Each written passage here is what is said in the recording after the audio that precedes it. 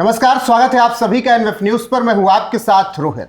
जैसे ही भारत ने air strike की उसके बाद से ही तनाव ऐसा बढ़ा कि युद्ध की स्थिति आ गई और पाकिस्तान हर शाम के साथ ही ड्रोन्स और मिसाइल भारत पर दागने की कोशिश करने लगा। हर दिन पाकिस्तान के मंसूबों को नाकाम किया गया और ऐसे में अब अमेरिका के राष्ट्रपति डोनाल्ड ट्रंप ने एक ट्वीट किया जिसने तस्वीरें साफ की है, क्योंकि उन्होंने कहा है कि दोनों देशों को बधाई हो क्योंकि तत्काल प्रभाव से सीज फायर के लिए भारत और पाकिस्तान मान चुके हैं। इस पर चर्चा करेंगे। मेरे साथ हैं सहयोगी केशव झा, लेकिन उससे पहले डोनाल्ड ट्रंप ने ट्वीट में क्या कुछ लिखा है वो आपको बता देते हैं और इसके अलावा इशाक डार ने क्या कुछ कहा और भी तमाम बयान आए हैं उस पर भी चर्चा करेंगे। तो डोनाल्ड ट्रंप का बयान दिखाएगा। उन्होंने कहा कि after a long night of talks mediated by United state, मतलब कि भारत और पाकिस्तान के बीच देर रात तक और इंडिया के बीच बात होती रही और ये बहुत अच्छा अनाउंसमेंट करते हुए खुशी हो रही है कि भारत और पाकिस्तान तत्काल प्रभाव से सीज फायर के लिए मान चुके हैं और दोनों देशों को बधाई कॉमन सेंस यूज करने के लिए और इतना बेहतरीन फैसला लेने के लिए। और बाकी इसके अलावा इशाक डार का बयान है। उन्होंने बताया कि तीनों देशों के बीच बातचीत हुई और ऐसे में केशव, जब सीज फायर, तत्काल प्रभाव से सीज फायर की बात ट्रंप ने कही है, स्थितियां खराब हो रही थी। भारत ने अभी कुछ देर पहले कहा था कि अगर अब कोई हमला पाकिस्तान की तरफ से होता है तो वो हम युद्ध मानेंगे। तो क्या अब अमेरिका को लग चुका था कि भारत रुकने वाला नहीं है, इसीलिए कल देर रात दोनों देशों के बीच बातचीत, तीनों देशों के बीच बातचीत हुई और आज ये फैसला हुआ।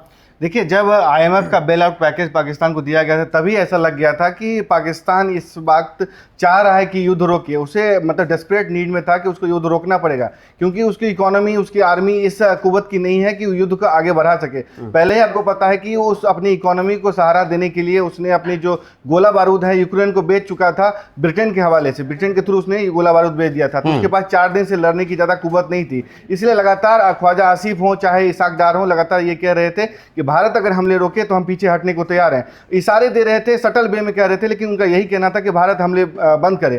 क्योंकि भारत के साथ जब तक पाकिस्तान युद्ध ना करेगा, जवाब नहीं दे, तब तक उनकी जो अस्तित्व है वो बच नहीं सकते। इसलिए वो लगातार ड्रोन हमले कर रहे थे। लेकिन ड्रोन कैसा, जिसमें एक तरह आर्म्स नहीं है, वो टेस्ट कर रहे थे कि भारत किस तरीके के हमले करता है। जब भारत की कार्रवाई जोरदार हुई तो उसके पास कोई विकल्प नहीं रह गया था कि अमेरिका से एक तरीके से ये गुहार लगाएं कि हमारे बीच में युद्ध रोकें। उसी के तहत देखें कि मार्को रूबियो जो नहीं, तो क्या ये यहीं से डिसाइड हुआ जब आईएमएफ ने उनका पैकेज दे दिया?